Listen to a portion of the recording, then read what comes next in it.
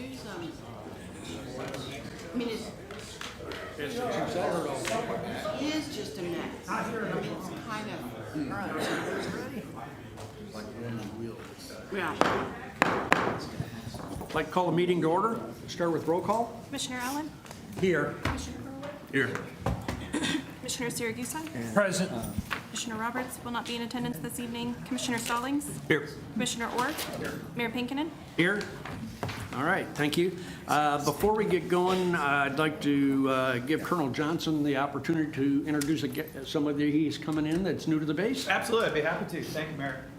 Hello, everybody's Chief Master Sergeant Brandon Smith. He's our new command chief out of the base, coming up to us from Mildenhall, all the way from England. So he's got ties to Oklahoma, though. Born in, not raised, but born in Oklahoma. He's got ties, family living in Tulsa, and other areas around. So we're excited to have him here. Christy Earls has moved on. She's the 59th Medical Wing Command Chief now in San Antonio, Texas. But we're excited to have Brandon, his family, and his talents here with us. All right, welcome aboard, Chief. Thank you, appreciate it. Yep. All right. Item number 2, at the Commissioner's request, discuss any item of concern on the regular session agenda. Okay, seeing none. Item 3, study items. 3.1, discuss green recycling Polycarp plan. Yeah, hey, let me kick this one off, and then we've got the experts here. Tim Stevens actually is the solid waste supervisor, and David Hunter's public utilities director. And so what we're here to talk about today is we've got a Polycarp recycling program that we've had in place for, we think, probably 12 years, something like that. And it's been a very successful program. In fact, it's become so successful that we need to look at some changes. And so that's what I would like to, Tim has suggested those, and David, and I think they're got some great ideas. So what we're doing tonight is talking about the need to make some changes, and then whatever, we're going to have a public hearing too very soon, and then we'll probably come back with you and probably tell you what we think we should be doing. So anyway, with that, David and Tim, you want to come on up and talk about green polycarts? We want to do the videos first? Oh yeah, let's do the video, because the video highlights several things. It highlights when we launched this program, but it also highlights the quality work we make. And this was 12 years ago, but Scott, do you want to? The thing that's different about a Verbo vacation home? It's fantastic. There's some folks in there that are no longer here, but it's incredible. Oh, and looky there, there's a local star. Hello, I'm Scott Morris, Solid Waste Supervisor. Today I'd like to talk to you about our yard waste polycarts. You can order them for $60 by calling 580-616-7300. This is for unbagged grass and leaves only. If there's trash in here, we will not pick them up. Please have them out on the curb by 7:30 in the morning on Wednesdays, and make sure that when you put them out that there's no obstructions within 10 feet of the cart, including other carts. So no vehicles, no lamps, lamp poles, or other carts. If you have any other questions, please contact us at 580-616-7300. Thanks. That was a very windy day, 2018, when we picked them up on Wednesdays. We have a couple more videos. One of them is going to show, oh, this is a good one. Just, here we go. Hello, I'm Scott Morris, Solid Waste Supervisor. I'd like to take a minute to show you how as a community we can keep Enid clean, safe, and more appealing. We issue one blue cart per household that is picked up on a weekly basis. This is for bagged household trash only. I'd like to share a few tips with you on how you can ensure that your trash is able to be emptied. Please have your trash at the curb no later than 7:30 a.m.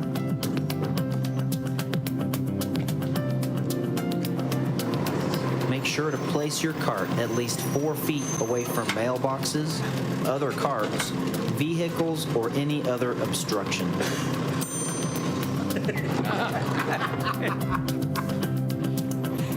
Polycarts too close to other obstacles may not be picked up if it is unsafe to do so.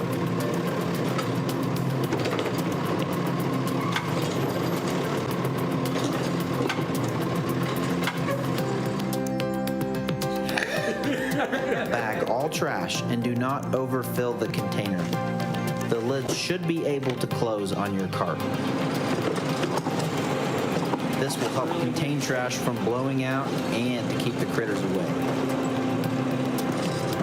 Items that are too tall or heavy may prevent us from being able to empty the container. Additional carts may be obtained by contacting solid waste. If you receive a warning sticker on your cart, it should indicate what the issue is. If you are unclear on how to resolve it, please call us at 580-616-7300. Let's talk about holidays. A schedule is provided on our website explaining what happens during these weeks, but it is actually quite simple. If a holiday occurs during your scheduled trash day, please check the schedule for an update on what day your trash will be picked up. The green cart used for grass and leaves would be picked up on the same day with your trash, since they will not be able to be picked up on Monday as normal. Since most holidays fall on Mondays, the trash schedule will not be impacted. Green carts should be put out along with the blue carts for household trash. If you need an additional cart or need repair on your cart or lid, please contact us using the information provided on the screen. Thank you for helping keep Enid clean and beautiful.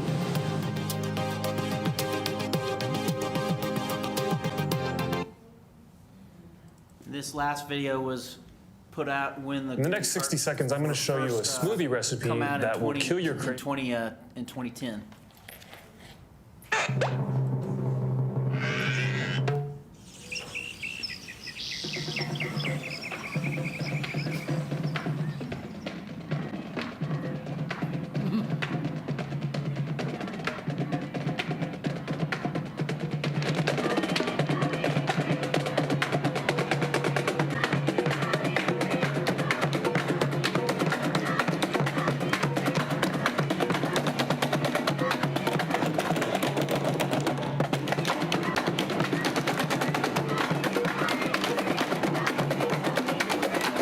We're here in Enid, where there seems to be quite a commotion.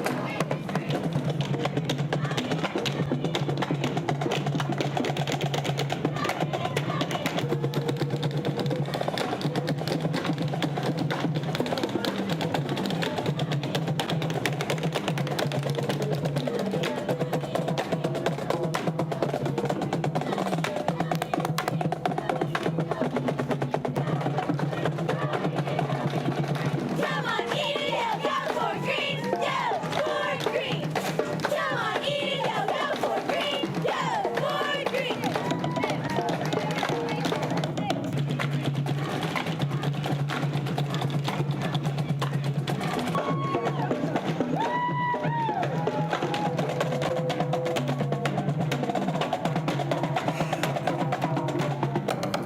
No! Yeah!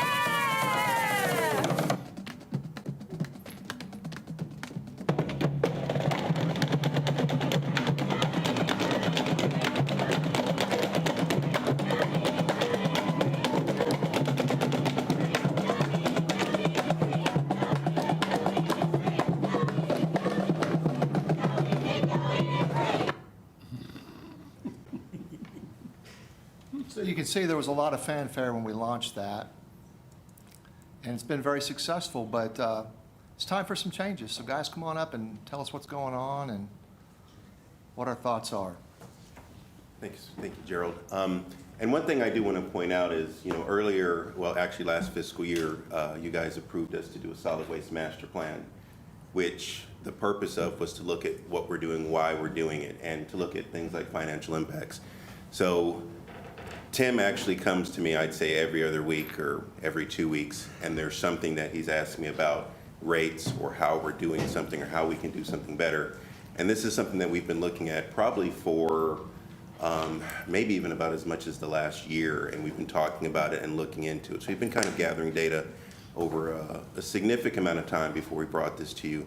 But we really need to talk about questions about the Green Card program, why we're doing it, and look at some of the environmental, fiscal, and economic impacts to the community. Next slide, please. So, clicker, of course. So essentially what we're going to do in this presentation is we're going to talk about some of the history of the Green Card program, And we're going to talk about why we're doing a green card program. Why does any city do a green card or a grass pickup type of program? We're going to lead into that with we'll talk about composting and where the city is with composting, because that is directly connected to our green card program and the purposes. And we'll also follow into that with the Spark program, something that has definite environmental and economic and regulatory benefits for the city. And it is also directly connected to what we're doing with the green card program. Okay, so the history, Gerald brought up how long it has been in place, and we actually have some history going back a little bit farther. There was a modification to our landfill permit to accept, to start a composting program and to be connected to a composting program. And that was about 1996, 1995. And in 2002, there was another change to the permit to where we were allowed to take Class A biosolids from the wastewater plant, mix it with our grass and clippings, and essentially make a high-grade nutrient compost that could be marketed to the community and used for different purposes. How it's evolved is, it was a pilot program. We wanted to see if it worked, how it would affect the community, and we were looking at a lot of those green benefits. How can we affect the environment? How can we look at essentially our global footprint and keep those things out of the landfill? Because landfill space, when you look at it, it's valuable. The longer that we can keep stuff out of the landfill, the longer we can keep a landfill space in operation, the more money we save over time. Because if we have to do a new cell, if we have to build more on the landfill, that's a cost to the city, and that's something we have to be aware of. When we started it, it was a one-time purchase. So, and right now it's still the same. You pay $65, one cart, no other fees associated with the resident. When we put it in place, we really didn't have a tracking system put in place to know where those carts are going, if they're moving, if there's a maintenance cost to them, and how the program was growing and spreading across the city. And it has been consistently growing, and we'll have a slide for that. And you know, it has experienced steady growth. Right now, we actually drove around and did a survey and just looked at where all those were physically. And we've got, this is an approximation with 2,200, but we're pretty sure we have somewhere between 2,000 and 3,000 carts spread around the city. So we have experienced significant growth over the last 15 years. So why do we do a green cart program? I already mentioned that we want to divert waste. As much stuff as we can keep out of landfill creates a value to the city. We want to create options for the residents. If you want to put grass into something, that's an option so that you can save that space in your bin, because that, to a resident, that's a value as well.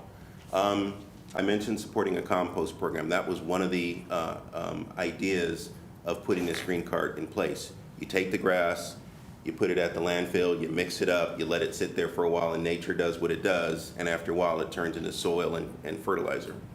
In the bigger picture thing, we want to promote, you know, sustainability with the city. We want to try and minimize our footprint, minimize impacts, and, you know, be able to have a prolonged program that can last in the, you know, in the long game. So this is the growth year by year since 2013 when we've been tracking in our system. And you can see on average we've been doing about 258 per year, a little bit lower than that in the last few years, but we've had steady growth year to year. People keep buying those carts. I have a cart at my house. I didn't buy it. The people who owned the house before left it there, and that's an issue as well that I'll talk about. So when we look at the city overall from a map standpoint, there is a larger density of carts on the west side of town, bigger yards, a little bit more affluent neighborhoods. But if you look at that map, we've got carts across the entire town. One thing that brings up is if we have to serve the entire town, that's a truck and a person driving to all those locations. There's a cost to that truck and that person driving to all those locations. So programs to the, you know, the cost to the customer. What is the cost for the customer? Well, I come in, I buy a cart for $65. Now, if you were just doing trash, an additional cart would be $5.50. Now, if we just run the math and multiply that times 12 months, $5.50 a month. After your first year, you've recovered your cost on that green card. Every year after that, it's being absorbed by the city. And one thing to think about on those cards is if you're a resident and your lid gets broken or a wheel breaks off on the side, you call us up and you're like, I broke something on my cart. Well, remember, you bought that cart. So in the normal world, if you buy something, you maintain it. But with the city, if someone is having issue with that cart, we will take care of our customers and our residents. So Tim will get a new lid for the cart or replace the cart if it's damaged in some way. Sometimes it's a cost, sometimes we just replace the cart. Who's paying for that? You know, nothing is free in the city. Someone's gonna be paying for it. So who's gonna be paying? Well, it's a free service, but nothing in this world is free. So right now it's being subsidized by the larger rate base. Somebody's paying for that.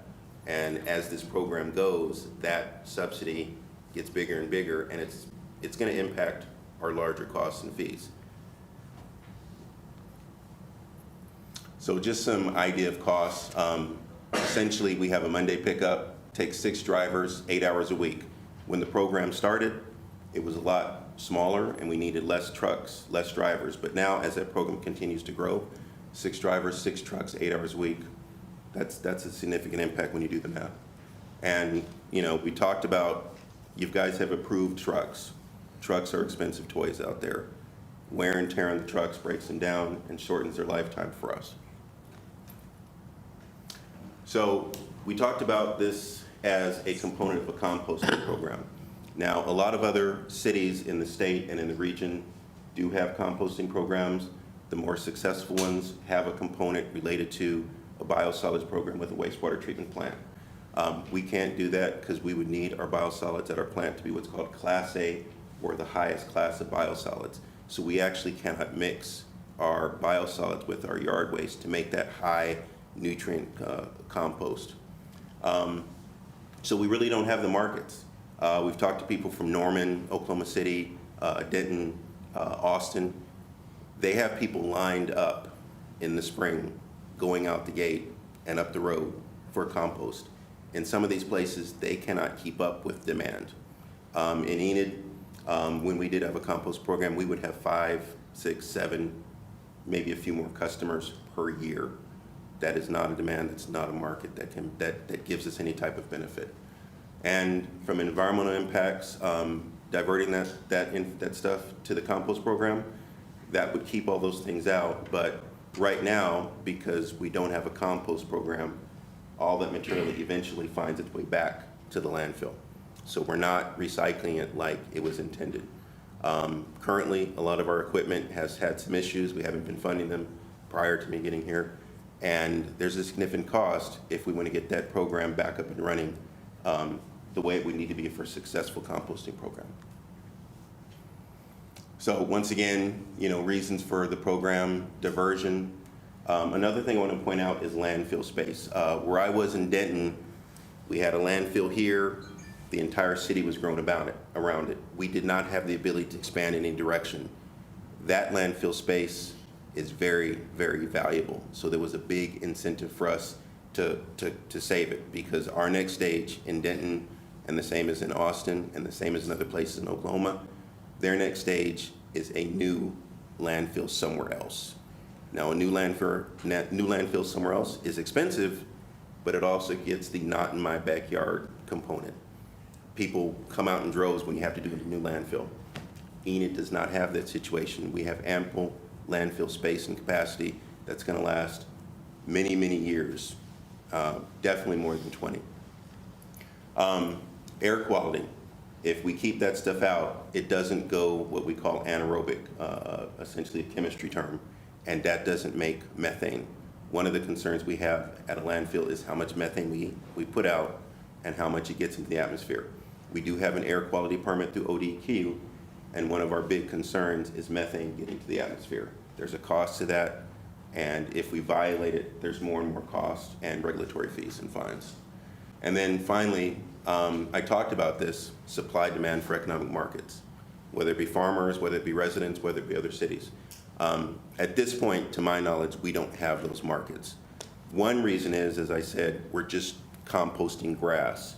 The nutrient component of grass versus something where you mix in something like biosolids or something else is significantly lower, so it doesn't have as much benefit to put it on your yard after we make the compost. So we don't create that demand, and that, like in other places, residents put that compost on their grass, and 2 weeks later they're talking about how it grew so well and how it became so green. Ours does have an impact, but it doesn't have the same immediate impact. This is just some of the costs related to if we are going to try and get to the point of starting our program fully. A scarab, which essentially is a machine to turn that compost, because compost, to be made correctly, has to actually be turned over a period of about 20 to 40 days to make it essentially cure and cook. We'd have to get a new one of those.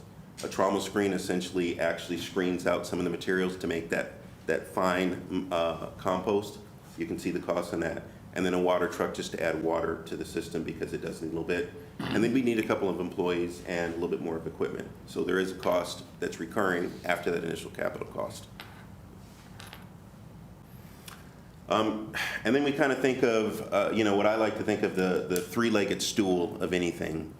You want to try and meet a few different wickets to make your program right. Does it meet the social requirements? Does it meet our environmental requirements? And does it meet that economic financial requirements to make the program viable, sustainable, and meaningful for the community? Well, it does create community awareness, but we're taking the stuff and it's going back into the landfill. So in some ways, we're kind of doing a little bit of a side thing where it looks good, but we're not actually doing what we said we wanted to do. There's other opportunities present for that, for the ways to market what we're doing in the landfill. We are doing some great things out there. Limited impact because we're not diverting. And then we don't create those markets to the organization, so we're not actually making any type of revenue from the program. So I also want to point out that we have been talking about Spark. Now, Spark is a program that will divert that methane coming from the landfill, creating a regulatory cost, creating potential fines. It takes all that methane, diverts it, sends it to a place where it can be burned, used to make energy. Essentially, we're doing that same thing that we've been doing with the compost, getting that methane out of the landfill, but we're essentially recycling inside the landfill, and we're sending that methane to another location where they can utilize it and recycle it somewhere else. And we're getting revenue, and they are taking away that regulatory compliance burden.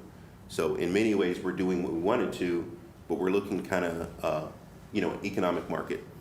One thing that I would always say to kids when I would take them on tours of the landfill or the wastewater plant in Denton when I was working there is there's a lot of things that we used to think about as trash, but in the new economy with our technology, nothing is really trash. We just have to find a way to recycle it and to capitalize on markets out there. Now, sometimes the market is in our backyard with the community. Maybe we can sell the stuff. In this case, the market could be in Chicago or St. Louis, where they have places to take that gas and turn it into energy and take away that global methane footprint from the city of Enid and move it away. So there's a lot of benefits from us doing these, but the Green Card program, if you think about it, doesn't really fit the narrative of what we're trying to do. And as I said, it continues to grow. The cost continues to grow. And we're trying to think of how do we do things and why are we doing them? So at this point, what we're going to be doing is asking those questions a little bit deeper, but we wanted to bring it to you, to put it in front of you, to think about those questions of economic impacts to the community, financial impacts to the community, and then, social and environmental benefits. Are we doing the things that are meeting those check marks? And unfortunately, I have to say no. And truthfully, when I say no, it hurts me because I think, ooh, composting, it's great. And composting is great, but it has to meet those check marks, and it has to be for a reason. So at this point, and this is totally, out there, we're looking for this, but our path forward is we want to transition from the Green Card program to taking yard waste as part of the regular pickup schedule. So we're not taking away that choice to the community, but we're maybe taking away that impact to our solid waste department and you take out your bin at the same time as you take out your trash bin. So it changes how we deliver the service, but it doesn't change the service. The other part of that is, that I bring this up, is this program has been free for a while. And that's a great thing when you started as a pilot. But as a good program continues to grow, you have to ask yourself, am I going to continue to subsidize this from the rate base or the tax base? And that will be a question for you to answer. My answer would be, at some point, there has to be a threshold where you say it doesn't need to be subsidized and it's big enough that it can be self-supporting. So we just have to think about those questions. So our path forward, Spark Methane, it's expected to be online late 2023, early 2024. So that will give us an incentive to actually put those materials in the landfill. And grass and biological products such as that, when they're in the landfill, they have a relatively short lifetime and a very short footprint from a volume and capacity standpoint. So there is a potential revenue for us and a limited impact for us. So it kind of makes sense that we can do those. And finally, I understand that, things like carts and composting and grass carts are very important to the community.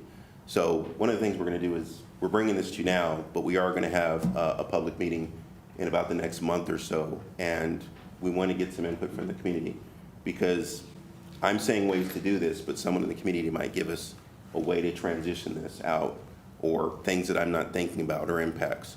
But we do want to make sure that there is a path forward. And once again, this was started 10, 15 years ago. Enid changes and things change over time. And it is our opinion that at this point, this program needs to have a deeper look, and it does need to change. So at this point, we'll just take any questions. Yes, sir. Okay, I thought we used some of this stuff to cover the landfill at night, like the open We space. actually do have a modification to our permit for what's called alternative cover. So we can actually cover parts of the landfill with this material. But once again, that's going into the landfill. That's one. It's going into the landfill. I see. We only cover, so we do have a permit to cover, but our cover is wood chips, not grass. Oh, yeah, that's right. Is it the wood chips? Yeah. Yes, so we actually have a permit that we just got this past year where we can actually mix 50-50. So we're not using as much dirt to covers, because that's our business, we gotta add dirt. Right. And so we're using 50% less dirt, we can mix it with the excess wood chips that we have.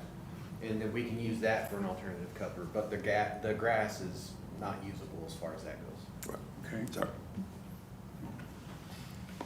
David, in the pricing, are you thinking that you would charge a flat fee all year long? Because I generate no waste during the hard winter months and a lot during the summer.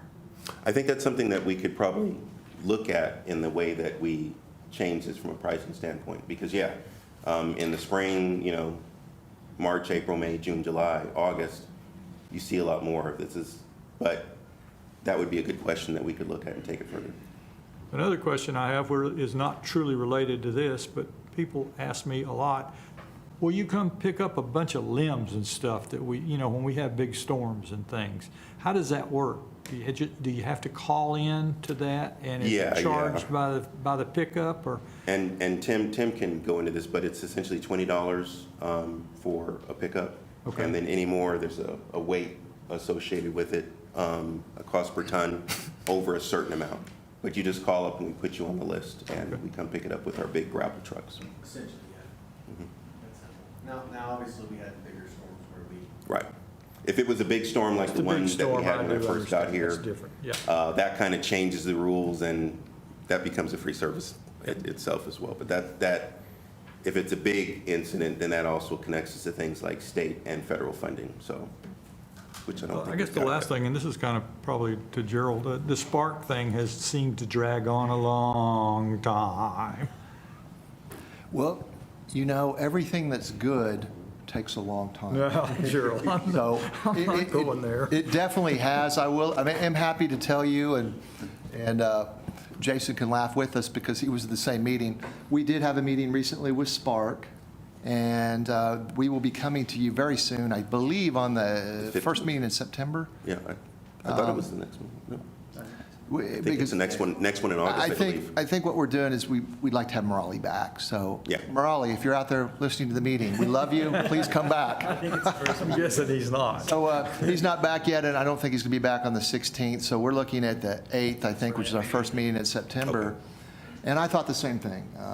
But it is a complicated thing, so I'm looking forward to having Norm Herrera and the SCS guys at Wade Miller and the other guys they've hired to come in, the engineers, to talk to you about it, because the project has, as they've researched it, has become a little more complicated. And so, but the good news is, like what David Hunter said, is they're still planning to get started fairly soon and be operational, I think, by July of 24 or something like that. They were looking at actually January of 2024. January 24. Yeah. So I knew I wanted them to come in, and because I felt like we would have that question. And it ties right in, because I'll just say a few things about this program. It's been super fantastic. Tim, you and your guys and the ladies that work in solid waste do a fantastic job. They always haul the trash away, and they haul away the clippings. And over time, it's become so successful. We have 2,000 to 3,000 carts out there. But the problem is, because over time our equipment's gotten old and broken down, it does not make sense to me to spend $1 million on a composting program for a dozen people. It just doesn't. We've got too many needs in the city. And so what's been happening for quite a while is we still pick up the yard waste on Mondays with that special green cart, but it goes in the landfill. And so it goes in the same trash truck that comes by a second time later that week. So essentially what we're saying is we're coming to your house twice a week, and it's clear to me we only need to come once. So that's probably going to be one of the things that we suggest and implement after this season is over. We'll implement this next year, probably, whatever we're going to do. And then the question really we need you guys to help us with is the fee structure. Should we continue to pick it up for free? Or should we have some kind of fee? And you mentioned a flat fee. One of the things, on the few occasions that some Polycarp complaints get to me, it has typically been, it's just been a few, but it's typically about, why aren't you picking up my green Polycarp in the off season? Because I have trash in it, because you don't pick it up. Well, we don't do that, because then it can confuse it's confusing to the residents, and quite frankly, we haven't wanted to do it, particularly when we were really composting, because then you can't have trash in the compost. So we thought if we're going to actually at some point not worry about whether it's grass in that cart or trash, we should probably charge for that. But that's something you guys can help us weigh in on. We can get input from the public. But it's clear to me we only need to come once a week and only put wear and tear on our trucks one time a week, and use diesel fuel to drive all over town one time a week. So that's a reasonable change. And then, certainly we're looking for more stuff. Tim, I know you need to jump in and say some stuff, because you get all the complaints. Yeah, we hear it all. So like David said, this is something we've been checking out for a long time. It's not new. We're the only city that picks grass up with carts, and there's a few reasons why. Number one is obviously what we're talking about, the cost. Number two, it's a great program, but we have a hard time, I guess, policing the matter per se. You always go, oh, it's just one bag, it's just this, it's just that. That's one of the main things that's keeping us from being able to make the good compost that David's talking about. Even if we had the ability, we would still struggle with that, because we have a struggle as far as, mitigating, keeping the trash out of the grass. I mean, and so, like I said, that's one of the issues with picking it up the way we do. And so, I mean, that's obviously one of the reasons why we were thinking maybe we need to start working away from this. So the Spark thing is really, really tied in, so I am anxious to get them back and have them talk and answer your questions, because that's going to be a significant improvement. You guys have talked about it solves a regulatory problem we have, and it actually still accomplishes the goals that David talked about. We started still recycling. It's just going in the landfill to recycle it as methane gas, which becomes a revenue source for the city. I don't believe that I'd come to the city, and Carol was here back when we had gas-fired burners and made whatever it was, Class B sludge or something that eventually DEQ did not allow they've changed the regs, but I think we also found it's cost prohibitive on utilities to pay for natural gas to burn that, to heat up the sludge, to make it. Right. And who's going to buy our stuff? Here we have a ready market with methane. And so also on September 8th, I believe we're bringing an amendment too that Carol and Josh are working on. It's a couple-page amendment about something about the footprint or size is a little bit bigger and some other things they wanted. So it'll be a good conversation. And we really are recycling. And I liked your point, Tim, too. Grass clippings, when they break down to almost nothing, right? Yeah, I mean, it's like the food. I mean, it's break down into gas, right? That's what's happening. And so basically, if you look at what we're doing right now, we put it in a pile, and the gas that we potentially can make money on, we're just releasing into the air. To where now we have this new situation, basically, is what sparks coming online. So a brief history before that, we were actually exceeding our levels for air quality control at the landfill. We actually had a plan in place. It was going to be, I think, a little under $250,000 to put this air scrubber where we actually had to clean our air. And then Spark approached us. And so we went from looking at a tremendous cost to revenue. And so I think this is just an extension of that. That's going to be a chain reaction, and this is one of the small chains that's going to follow that. Because 2 years ago, we were talking about how to keep bios out of the landfill. Now we're talking, we can actually generate revenue if we put them in the landfill. The beautiful thing about grass, like with what Gerald was saying, is it's one of the most biodegradable thing we're going to put in our landfill. I mean, literally within a month, it's gone. And so virtually, I mean, it's very minute. And so, it's just a tremendous revenue outweighs like David was saying, outweighs the cost of it. So based on the number or the amount of waste that comes in, grass and brush, do you guys have any estimates on how much more gas that will provide or how much that might be worth? I think we're going to have to defer to the Spark dude on that. Yeah, because they actually have a model that generates how much methane they're going to do. They're going to be able to generate, and initially they had just our domestic waste that was coming in, and they asked us the question about, okay, what happens if you put in the grass and the brush? And they were going to take it back and look at the additional potential gas that comes off. They've actually even been looking around the region and around Enid and looking at potential other markets that could get solid waste. One of the people which did not come to be viable was the amount of waste that comes out of Tyson that goes to Kansas and does go into farm fields. But yeah, or I'd be interested if they would have a number for us, how much that's going to bring in. But we can ask. And I'm just, so that sounds like a positive. And then also picking up the trash on just having one trash pickup per week instead of two. That sounds like a money saver. I'm just curious. I mean, do you guys feel that we have to charge an extra $5.50 a month for the polycarts if we're getting revenue? We're getting revenue from the additional gas, and we're getting revenue. I mean, we're going to save money by not picking up trash twice a week.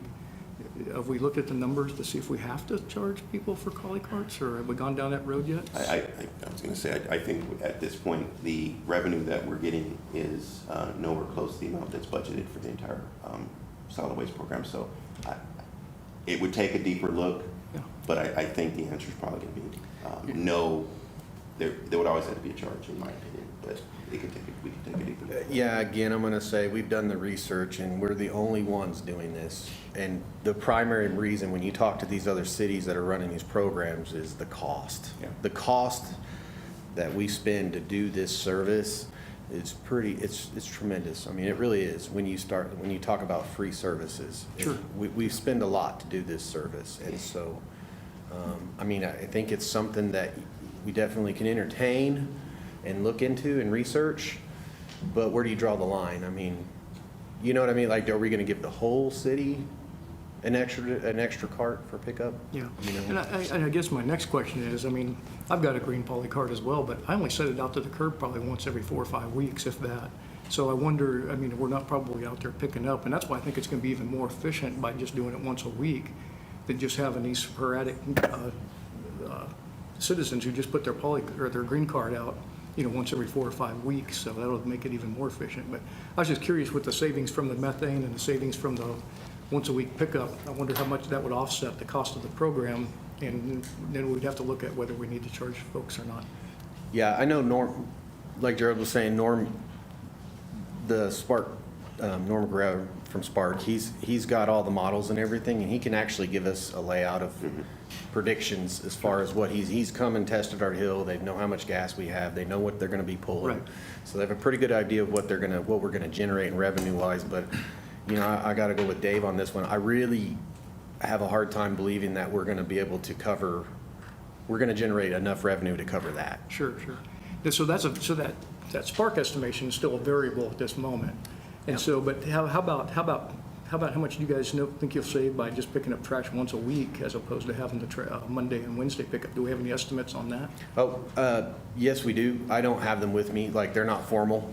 Yeah. Just ideas, just when we were talking about this stuff. But that's definitely something we're going to be prepared to present later.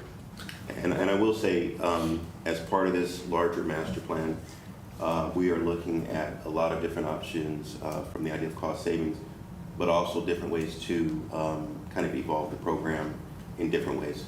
And once the program is once that plan is complete, we'll bring that to you guys with a presentation. Sure. And that will help answer some of those questions as well. You bet, that'd be great. Yeah, I'm all for keeping those, if we have to charge people, just keeping those costs as low as possible. Yes, sir. Yeah. Absolutely. I don't think what they're trying to do is save money for the city. I think they're trying to lose less money for the city. I think one thing to be aware of, and you know, this kind of goes in the bigger picture of what's going on in the globe right now. Yeah. Costs essentially are changing month by month, week by week in some cases, and they're not going down. So our big issue right now from the program, where we're trying to get these expensive trucks and expensive pieces of equipment, we're only going to probably see increases in cost. So any revenue that we get from the Spark program or offsetting the green card program is essentially going to go into offsetting that cost from what's happening to everybody on the globe right now. But we could go into, we can take a deeper look at that, sir. One consideration and one problem to think about is, you know, I have a neighbor that may have 3 blue carts, and he's paying an extra $5.50 for the other 2 carts. If we get to the point where we're no longer policing if it's trash or if it's grass, you know, if I inherited 2 green carts from someone that I bought my house from, and I'm putting out the same 3 carts as my neighbor, but I'm not paying the extra $5.50 a month that he is that fair and equal? You know, and so I think we're also trying to solve some of those problems and That's a come up rabbit with a hole solution. with a lot of avenues. I mean, when we talk about policing things, and now, I mean, you can go down and we can talk about a lot of different variables on that. And but you know, but we've always charged for the extra blue Polycarp. We always have, and we haven't always charged for the green one. And like my only concern is I just want to keep the cost low. I mean, if we have to charge, we have to charge. But So I'd like to know- another fruit for thought, since we're talking about this, is to keep in mind, you know, we offer some of the cheapest rates in the state. We really do. I've only found one other city that's close to us, and we're still cheaper than they are. And we're talking other cities, $7, $8, $9, $10 more a month than what we're charging just for basic service. City of Stillwater for two trash carts, that's $35 a month. That's more than double. Well, we're at $21. That'd be great. I'd love to see a chart on that. Yeah, I mean, I've got all those numbers put together, but that's one thing, like, you know, when we're putting these stuff together, we're trying to make sure we're staying as cheap as we can for our Sure, city, yeah. right? I mean, I that's have no our, doubt. that's I our have no job. doubt. Yeah, I have no doubt you guys are. And we're getting to the point where, man, you know, I don't think we need to do any kind of rate changes or anything, but we definitely need to consider like what we're doing as far as expenditures wise, you know.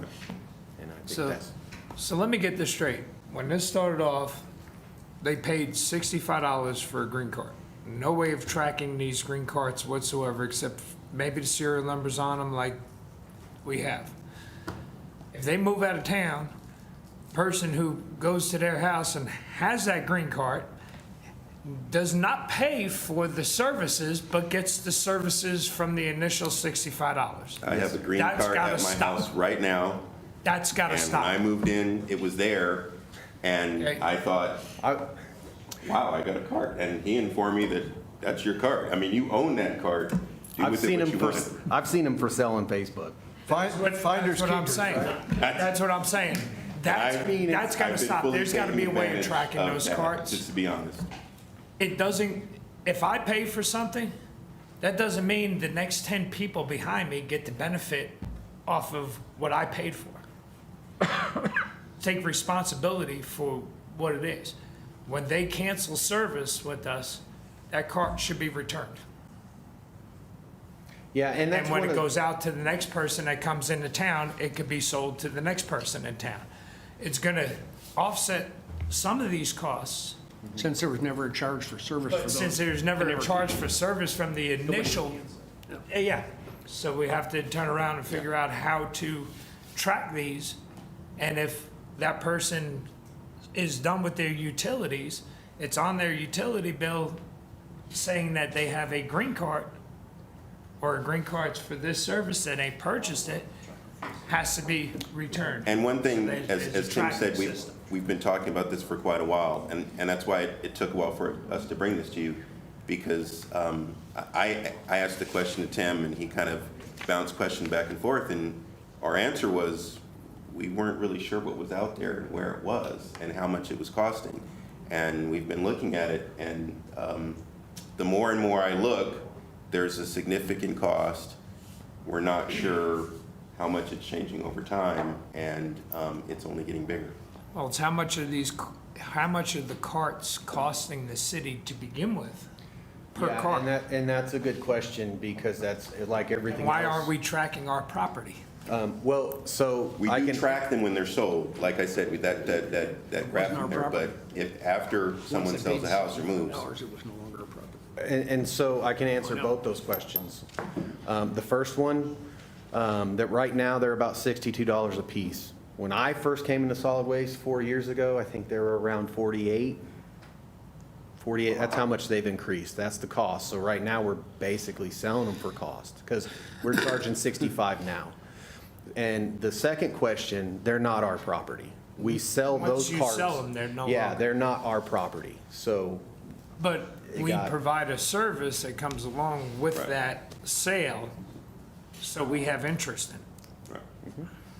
And we do have calls on a regular basis where something's happened to the bin, and we do have lids, And then and they want we'll us to replace your fix, lid. they and- want us to fix their property. Right. And I think, you know, and it's knowing the resident, I have a blue card here that I'm paying for, and I have a green card over here, and they're both City of Enid, so why shouldn't I get the same service from the City of Enid? This cart broke, who else am I gonna call, you know? So- I think that's just an expectation from residents in general. And again, that's how, like what David was saying, we've been bouncing questions off each other about this for about a year now. Yep. And so I think the bigger problem is when we first implemented it, this was a pilot program. It was not set up in means of tracking carts and following stuff. It's gotten so big now to where when you start talking about making changes, we're talking about significant changes. Now we're talking about maybe rates for them. We're talking about maybe fees for the service. And so, but now we got Spark coming in. It just seems more viable to say, hey, let's just put it in the hill and generate revenue off the gas. I mean, it just, you know, because we're going to have to complicate this program. We're going to have to make it, we're going to have to start tracking. If we're going to do this and continue to do it, we're going to have to start tracking it. We're going to start charging more money, you know, for this to make sense for us. But now we have an option to not do that, so. Here's something else too that I don't know if people know or not. You can put bulk grass clippings in your blue polycard too. Absolutely. And you guys will pick it up just like trash. But that one's, like we've talked about, we've traditionally paid for that one. It's part of the service, et cetera, et cetera. So these are some of the things we've grappled with for a while.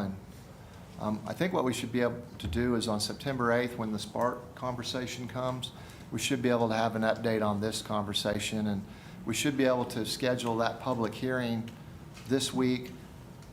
Not for this week, but put out the information about when it's going to be. We'll probably do that in the evening. I'm going to say about 5:30 in a public place like this, and you guys are welcome to come. And we would love to hear from the public, so we want to hear from them, and we'd like to make it better for them, because I know I've had some. I can remember one angry person really angry about the green poly card, and it was really about because I tried to put a little bit of trash in it, why are you not picking it up? So, Let's see, I had one or two more questions. The blue carts, you still want to have things bagged? yes. You want, And that's a And question, the ans- because if they're not bagged, and especially in a windy place like Enid, Wouldn't it- when they fall out, the stuff spreads out pretty badly. Wouldn't it break down and decompose faster if it wasn't in a plastic bag?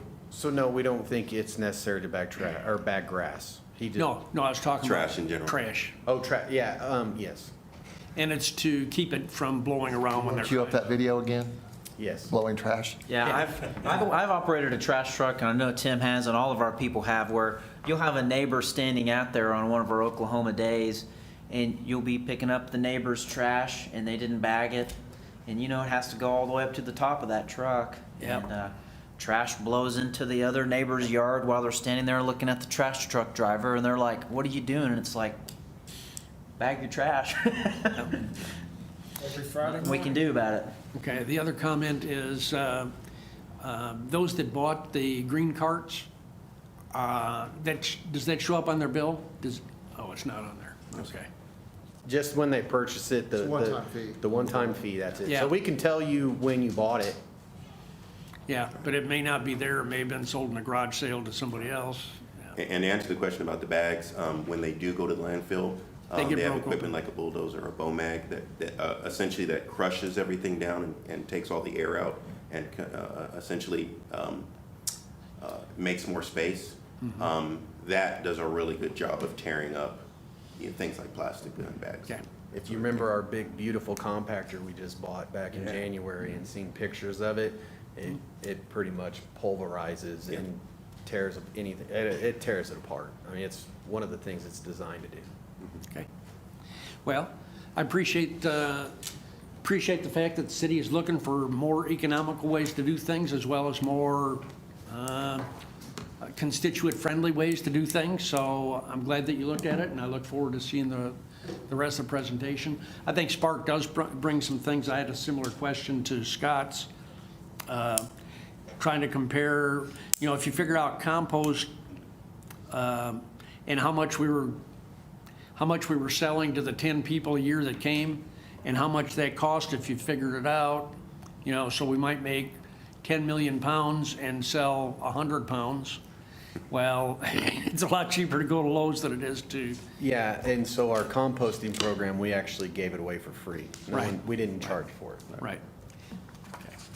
And you still couldn't get rid of it. Yeah. It was free. Still didn't get rid of all of it. Alrighty. No more questions? Thanks, guys. Appreciate it. Thanks, guys. Item 3.2, discuss group home ordinance.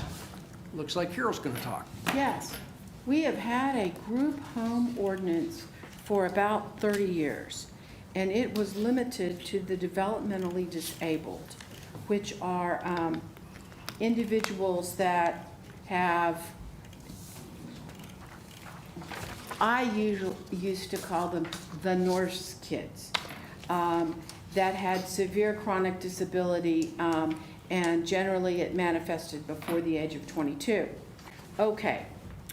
And what the group home situation is that we allow the use is permitted by right in all residential zoning districts up to 5 residents, not including staff.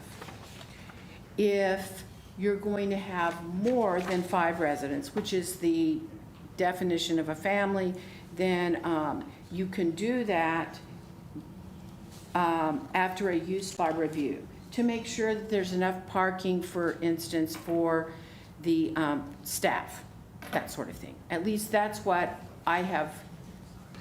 Usually it comes down to parking. For those facilities that are going to have more than 10, it requires them to do a site plan. The Federal Fair Housing Act and the State Equivalent Act has long extended the protection to all the disabled. And we have not, and our ordinance just says the developmentally disabled. But I've sent a memo to Chris Bauer and Carla a couple years ago and said, we basically need to have the group home concept for all the disabled. People with the beginning stages of Alzheimer's could stay in a home environment if they have staff. People with PTSD. It seemed like we need to amend this ordinance that has not been amended since 1994. And what you have in front of you keeps the definition of developmental disability, but it also extends the definition of disability to a mental or physical impairment that substantially limits at least one major activity where there is a record of such impairment. And that basically is language from the ADA. And I have provided the changes that would be required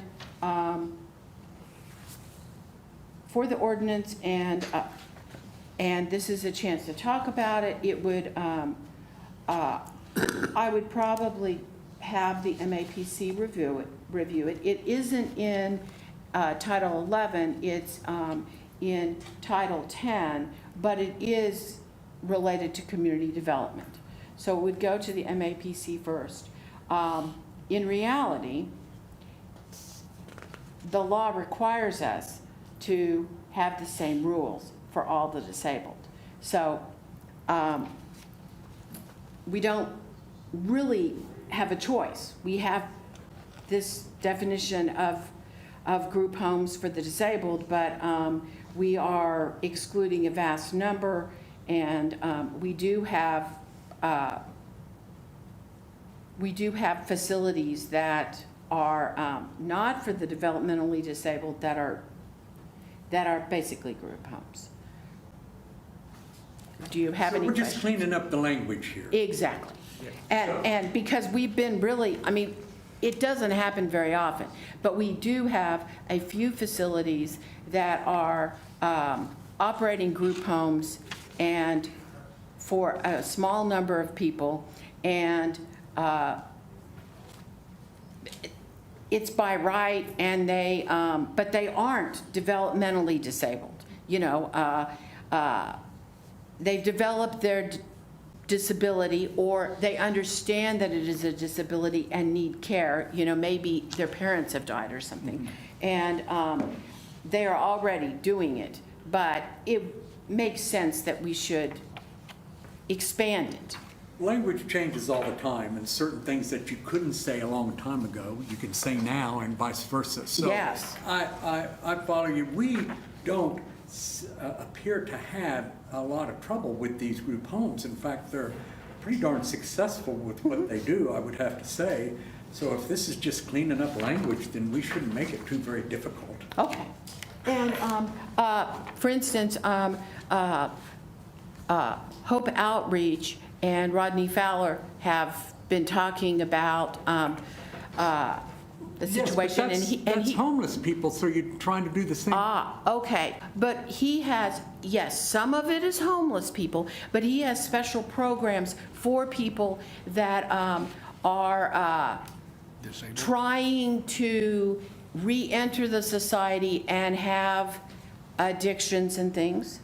And those addictions, once they are, and Rodney can talk a lot about this, but the actively using are not disabled. But once they've been, you know, in the beginning program and have days of, you know, I think Rodney's program is 30 days of sobriety, but there's other programs that have longer, then they are entitled. Addiction that is being treated is covered. And we So have... what's the difference then, excuse me for interrupting. Yeah. But, so we're getting confusion here. first off, we got some people that, homeless, and they're transitioning into not being homeless, and they're Yes. not addicted any longer. Yes. And so you want to put them in group homes? No, they would not be Of the same qualified. group, I'm not saying the same group home, a different kind of group home. Well, No. except that if they are merely homeless and they don't have a mental or physical condition, including a addiction that they're working on, then they're homeless, and that would not be a group home for the disabled. Right. However, okay, so So we've are we got. trying to clean up language, or are we trying to create something new? No. Should they be two separate issues instead of? This is not dealing with people that are homeless and they are not disabled. This is to get us in compliance with group homes for the disabled. If we wanted, but in reality, because 5 homeless people could be a family, if someone bought a house and invited 5 homeless people with no disabilities into their home, we wouldn't call it a group home, but it would still be okay, because they would be there and there's 5 of them. I guess what I'm trying to say is that quite a few of the homeless they're not homeless. Some of them have disabilities, so what you're some saying of is them will be covered, addictions- but not. You're saying addictions and substance abuse qualify as disability, I think is what you're saying. If they're in Yeah, recovery. If they're in recovery. If they're not using. This doesn't appear to impact the limit of 5 at all, is that right? So a use by review, if it was a group home for more than 5, would that still go to a use by review? or- Yes. Okay, all right. Yeah. And the court actually sentences people some of the people that have tested clean, they sentence them into the equivalent of a group home. With people that Not have homeless. disabilities or? Not homeless, people who are in a drug rehab program. Now, we do have an overlay for the small part of downtown, but we don't have very many The overlay homes is to there. what? Say you can't have that there, or you can have that there? We have a very old overlay for a small part of downtown. It's the Enid downtown overlay, which is basically the square, and it's a little bit expanded. And we have certain uses like gambling, bingo, and substance abuse centers, like large ones. They cannot be located. Now, no one has ever raised the point. I am a little concerned about that overlay, but it's been there since before I came to town. So it's like 35 years old, and there's never been a problem, so why mess with it? But there's not, I'm sorry. I was just going to say, to be clear, this ordinance has nothing to do with This the has overlay. nothing to do with that. All this is This is saying, clarifying definitions. yes, all this is saying is we know. Why are we making this so hard then? Yeah, why are we Okay. making this so hard? Okay, Just- it's not just read the hard. definition. I thought this Yeah, I would mean, we be. got a pre-release center here, but you're not trying to take On- those people and put No, them in no, a. no, in a- no. All On we're page 2, definition of group home, an establishment. Right. Providing housing and rehabilitative services. And I read all this and previously, but supervision it doesn't sound like what we're talking about. We're getting outside the. Yeah, all we're It's talking right there. about It's very simple. is, That's not what we're talking about. Okay, We've gone off. No, we've track. gone off track. well, like, there are probably quite a few elderly people that could, and we had someone, Gerald will remember, we had someone who was considering purchasing a house and doing it for elder care, who they couldn't really get along, they no longer could drive, it would be, less expensive. They didn't really need totally assisted living, but they needed some help, to make sure that they aren't keeping their gas oven on all night, that sort of thing. That's what this is for. It's just does a few changes, and it just expands it so that if, you know, a group of veterans want to live together and they want to have a, you know, and the VDA or something is going to provide them a staff person, it does imply that there would be staff involved in it, but the staff would not be included in the numbers. That's all. I'll send it to MAPC and I'll send it back to you guys. Okay. Thank you very much. Okay, thank you. All right, that's all we had for study session, so we will adjourn and reconvene at 6:30.